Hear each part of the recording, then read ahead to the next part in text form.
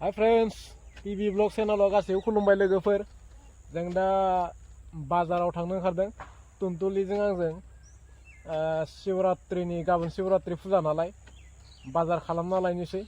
मा लायो नोंथांमोना नायलांबाय थादो शिवरात्रि फुजायाव मा नांगौ जायो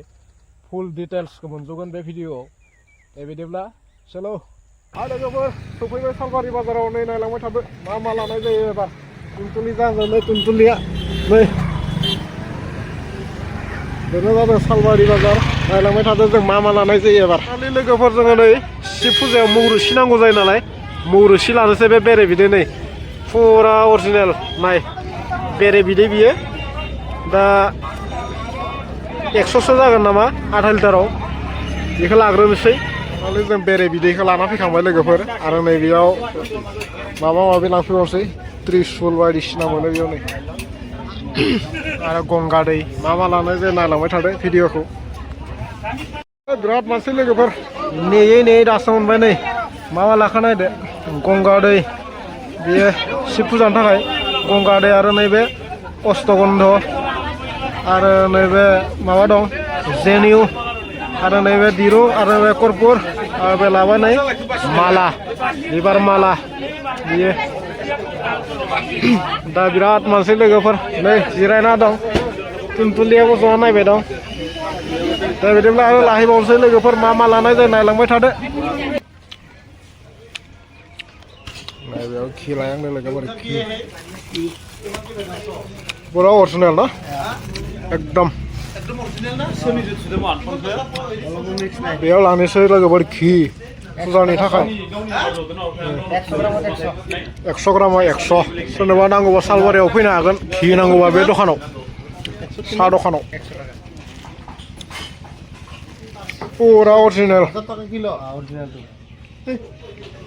बेयाव लानोसै लोगोफोर एबार नै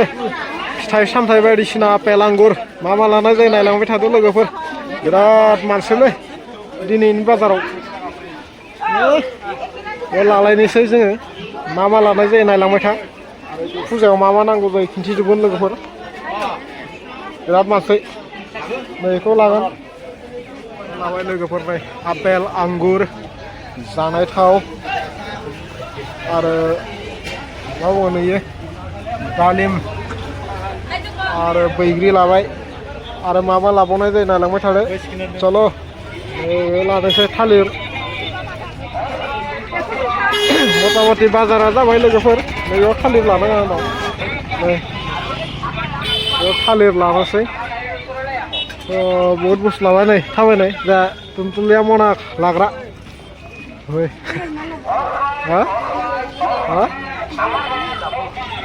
बाजारा मथा-मथि जाबाय जोंनिया लोगोफोर थांनो गोनां नै बिराद बुरजा माल लाबाय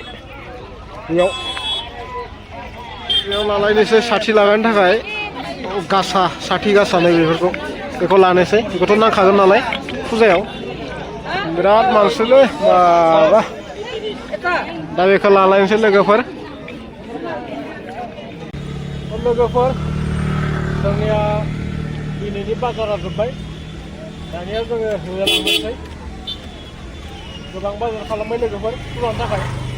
दा बेफोर माखाखौ नांजोबगौ आरो फुजायाव नांगौखौ लाबाय दा बिदिब्ला भिडियोखौ मोजां मोनोब्ला लाइक मोनसे थुना होदो बाय बाय थेंक्स फर वाचिं